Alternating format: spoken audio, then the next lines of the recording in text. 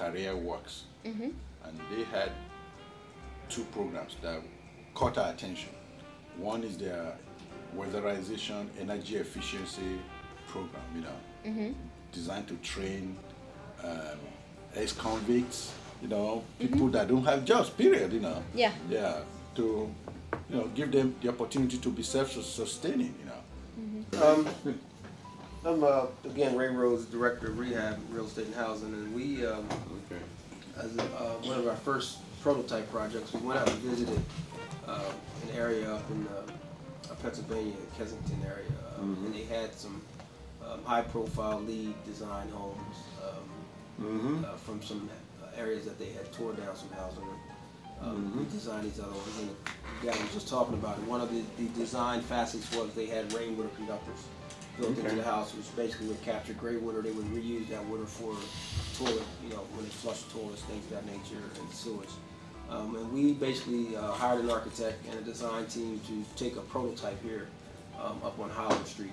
Basically, there were two houses that have been gutted, and these houses, to be energy efficient, what we did is put triple pane windows in them.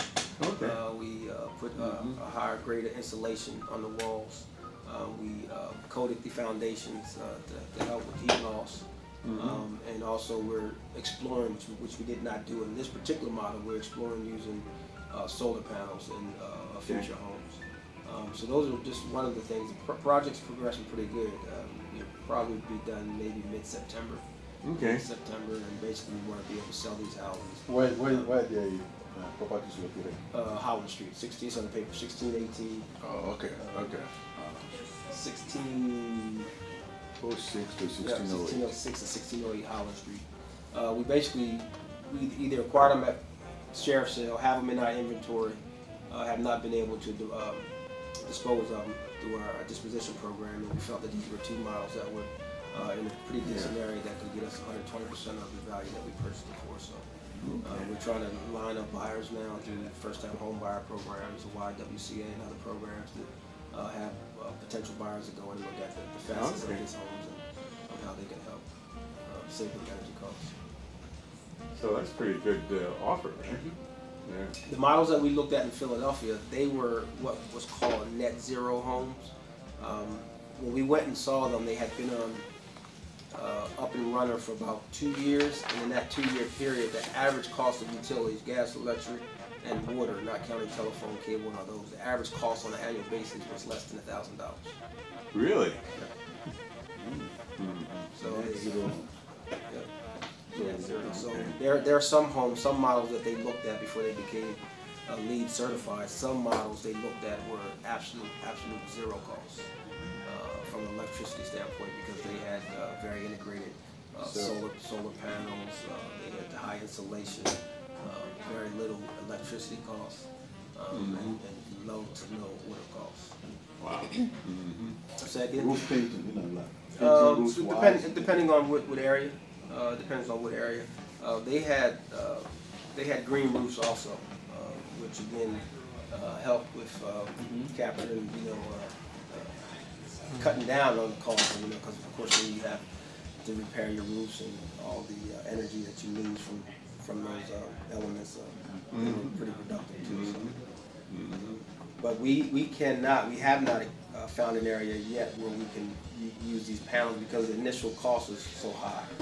That's where the solar panels is yeah, very high. Yeah, the initial cost. The cost is the problem right now. Is an issue, and we don't have the money to put into them, and so we're trying to find a grant where we can use one as a prototype and find out over a course of a year how much of a savings it is versus normal electricity costs. But the initial cost, when you're talking green energy, is probably where you have most of the costs. And life cycle costs, it probably pay for itself after 15, 20 years. So yeah, oh yeah, sure. If you have the money to install them early, it's definitely worth it. I don't know if you ever went up Pennsylvania Avenue, right past Union Street. Yeah. There's a house right there on the right-hand side. They got a whole thing of solar panels facing the south side. Okay. And they probably ran them about $45,000, $50,000 to get them installed. But their energy bills are probably a whole lot lower than they were before they got them installed. Wow. Okay. Have you thought about trying to get a whole community to move this direction? We wanted to do a prototype first. The problem is we don't have, with the city's inventory, we're scattered all over the city. The properties that we have, we probably have about 160 some properties. That includes lots. But then the city has a list of maybe 1,200, 1,300 vacants. So we've probably been talking to some developers in the sense that, you know, when you go back to looking at new design, try to incorporate some of these factors. Okay. Like Habitat is trying to look at some of the energy efficient.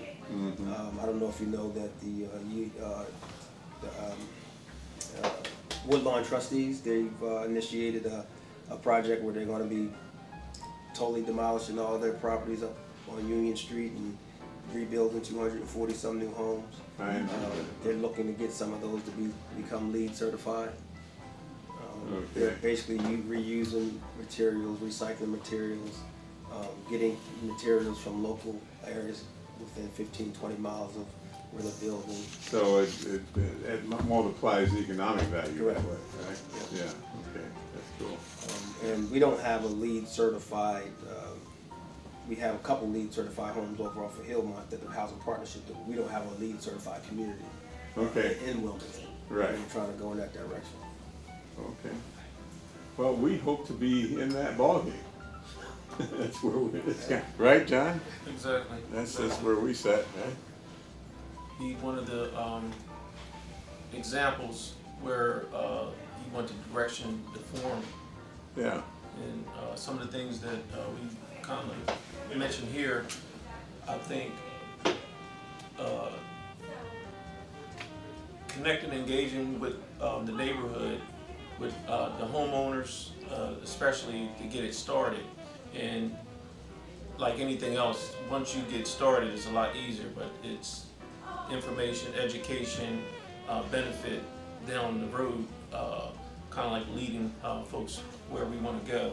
That's the main thing. You have to do, kind of like educate them the benefit that potentially, like for instance myself, I didn't wait on the city. I put a pump in the basement, and so just in case of the, you know, we have issues, it go out as opposed to backing up. Right, exactly. Waiting for the, you know, everyone has a different answer, but it's, if everyone did the barrel thing, I don't believe we would have, because I see the water where it's coming from. It's coming towards, you know, from up where the Blue Cross Blue Shield building comes all the way, you know, towards, was it 4th Street, goes all the way down there, and what doesn't go in the drain, it just keeps on going. And when the rain comes, when we get that down, we're real, you know, was it maybe, we got one, was it an inch or something, or 2 inches within less than an hour or so? When we get those, you know, the drains don't really do much. That water just goes right down the street. Right. And once it fills up, it just backs up into the basement.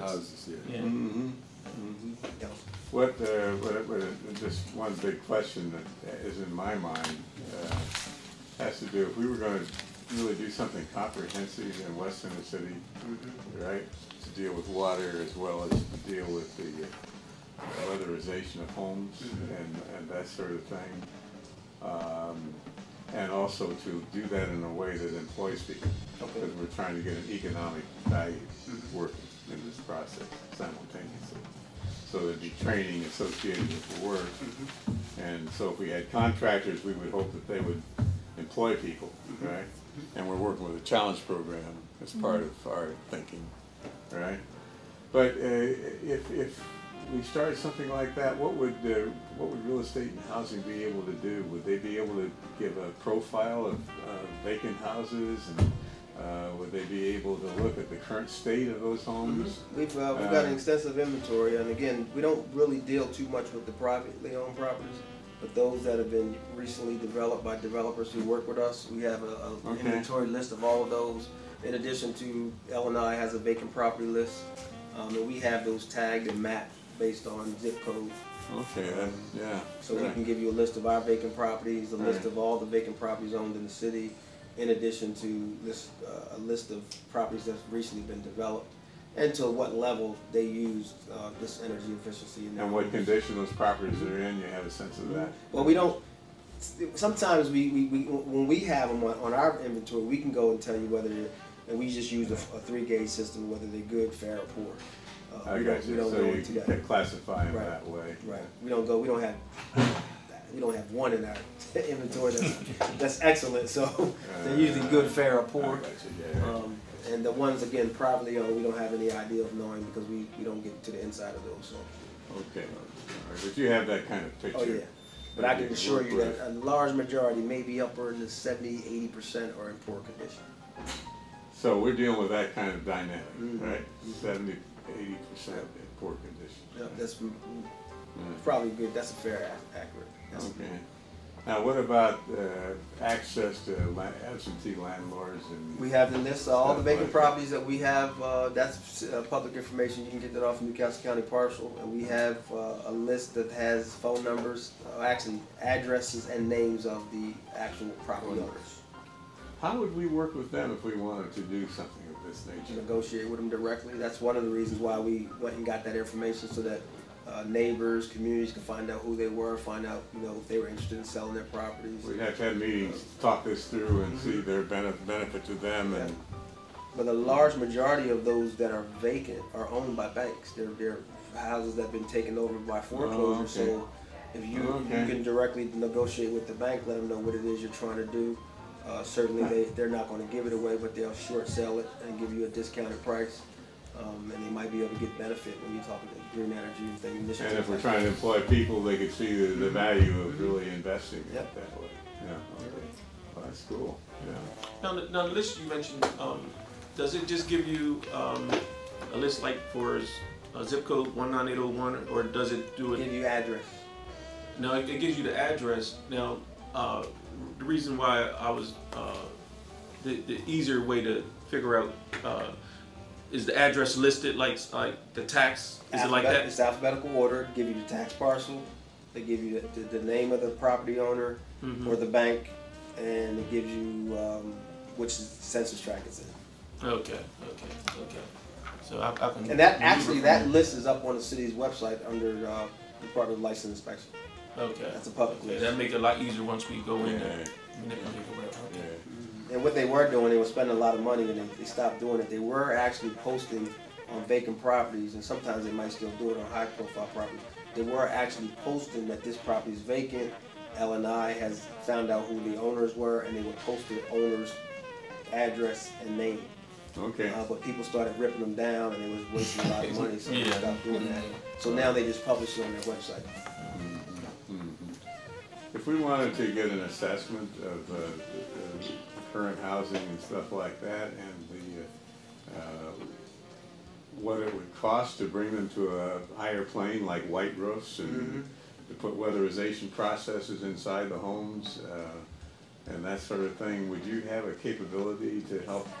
We could. What we do is we line ourselves with professionals in the field, like architects, engineering firms, those cost estimators, project managers, construction managers. Yes. That would be, more, in tune to do that. But we don't do it in our office per se. We have a ballpark method that we use, a pro forma that says, okay, we can look at this house and we can estimate it, just on a maybe 6-scale basis versus estimator's going to give you very detailed estimate on what it's going to cost. So we know that most of the ones that we have in our inventory, without the green energy initiatives, are anywhere from $75,000 to $80,000 are up to get them back online. To get them back online, basics. Right. Yeah, basics. But the problem with that including water management. The problem with that is when we do that, when we look at what the value of the homes that are in that vicinity, it's probably half that.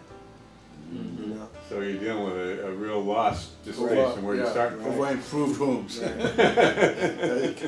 it's just this one is trying to find a buyer that would want to come in there, pay that much for a house that's probably worth half of what you're going to put into it. Buy it, so. And that's just the ones we have now. If we had 6 or 7 other neighbors on that block or in that vicinity that did the same thing, then the values will come up and the neighborhoods would be better and there would be more value added to. Well, that's part of what we're trying to do, and trying to get a synergy that way.